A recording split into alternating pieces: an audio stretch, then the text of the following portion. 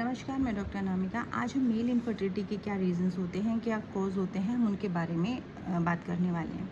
Male infertility normally हम ये check करने के लिए कि कोई भी कपल कंसीव क्यों नहीं कर पा रहा है, उसमें कुछ फीमेल टेस्ट कराते हैं। वैसे ही हम मेल में भी टेस्ट कराते हैं, सीमेन एनालिसिस, और कई बार हम सीमेन कल्चर भी कराते हैं। अगर हमें एनालिसिस में पस सेल्स की मात्रा थोड़ी ज़्यादा नज़र आती है तो हम सीमेन कल्चर का टेस्ट भी कराते हैं।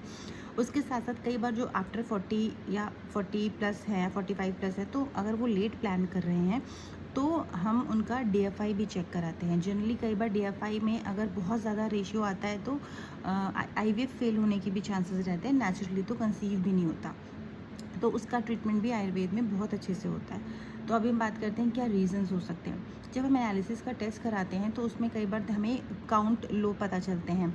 नॉर्मली 30-35 मिलियन काउंट तक बताया जाता है, लेकिन अगर अच्छे हम सीमेन की बात करें तो हमें 50 मिलियन काउंट तक रहने चाहिए। दूसरा, हम मोटिलिटी की बात करते हैं, उसका जो रेशियो है वो 35 मिलियन होना चाहिए। और अगर हम मॉर्फोलॉजी की बात करते हैं, नॉर्मली मॉर्फोलॉजी इग्नोर कर दिया जाता है, जो करना नहीं चाहिए। मॉर्फोलॉजी भी बहुत इंपॉर्टेंट है जितना हमें काउंट और मोटिलिटी इंपॉर्टेंट है। मॉर्फोलॉजी शुक्राणु की बनावट होती है, जैसे कि नॉर्मल ह्यूमन बॉडी का स्ट्रक्चर होता है, जैसे हेड है, सर होता है, 2 पैर है, 2 हाथ है, ऐसे नॉर्मल बॉडी होती है। वैसे ही शुक्राणु का भी एक हेड होता है, टेल होती है, बॉडी होती है, वैसी पूरी बनावट होती है, वो मॉर्फोलॉजी कही जाती है। तो वैसे ही शुक्राणु की जो मॉर्फोलॉजी है वो भी बहुत अच्छी होनी चाहिए। चौथा होता है कि पस सेल्स बहुत ज़्यादा नहीं हो। अगर पस सेल्स 10-12 हैं, 15-20 हैं, अगर ऐसे आ रहा है तो शुक्राणु के कल्चर की जांच भी कराई जाती है। जनरली कई बार हमें कल्चर में इन्फेक्शन देखने को मिलता है। इन्फेक्शन इकोलाई हो सकता है, क्लेप्सिला हो सकता है, बहुत सारे ऐसे बैक्टीरिया हैं जो शुक्राणु में नज़र आते हैं, जिनकी वजह से भी कई बार ये रीज़न बन जाता है, क्योंकि धीरे धीरे काउंट या मोटिलिटी भी उस इन्फेक्शन से कम हो जाती है। ये भी हमने देखा है अपनी प्रैक्टिस में। नेक्स्ट होता है डीएफआई। अभी ये तो बेसिकली वो रीजंस हैं जो एक रिपोर्ट में आप देखते हो। नेक्स्ट वो होता है कि कई बार कोई इंजरी हो गई, कोई एक्सीडेंट हो गया, कोई डिजीज़ है, जैसे हाइड्रोसील, वेरिकोसील, इनकी सर्जरी किसी की हुई है। और जो बहुत लंबे ड्यूरेशन में ऐसे लैपटॉप वर्क यूज़ करते हैं ना, जो थाइस पे रख के यूज़ करते हैं, ये भी कई बार रीज़न बन जाता है आपकी मोटिलिटी या फर्टिलिटी को ख़राब करने के लिए। तो जो भी वर्किंग मेल जो लैपटॉप वगैरह यूज़ करते हैं तो प्लीज़ डेस्क पर यूज़ करें, अपने लैप पे नहीं रखें। तो वो एक रीज़न हो सकता है। एक रेट्रोग्रेड इजैकुलेशन, ये एक रीज़न होता है। ईडी, इरेक्टाइल डिसफंक्शन, ये एक कारण हो सकता है। प्रीमेच्योर इजैकुलेशन, ये एक रीज़न हो सकता है।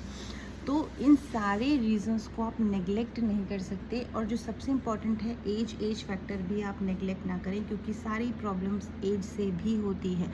धीरे धीरे जब एज बढ़ना स्टार्ट हो जाती है तो नॉर्मली फीमेल में मेनोपॉज आता है, वैसे ही मेल में एंड्रोपॉज आता है, जिसमें कई सारे सिम्टम्स होते हैं। Anger, anxiety, loss of libido, ये सारे प्रॉब्लम्स देखने को मिलते हैं। जो 70 के पार देखा जाता था पहले, वो आज 30-40 की एज में भी देखने को मिलता है।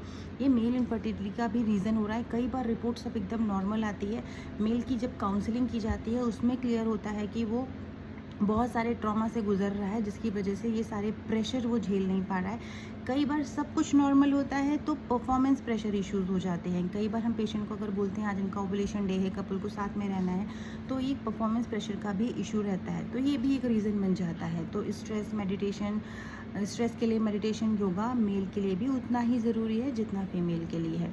तो कुछ रीज़न्स ऐसे होते हैं। तो जो भी इंजरी है, एक्सीडेंटल कुछ केसेस हैं जिनकी सर्जरी हुई है, टेस्टिकल्स में कोई इशू है, कई बार बाय बर्थ ही बहुत बार देखा गया है टेस्टिकल इश्यूज़ होते हैं, जिसमें कोई सिंगल टेस्टिकल देखा जा रहा है, वो भी एक कारण बन जाता है। कई बार हाइड्रोसील के ऑपरेशन, जैसे मैंने अभी पहले बताया, तो ये सारे कारण होते हैं।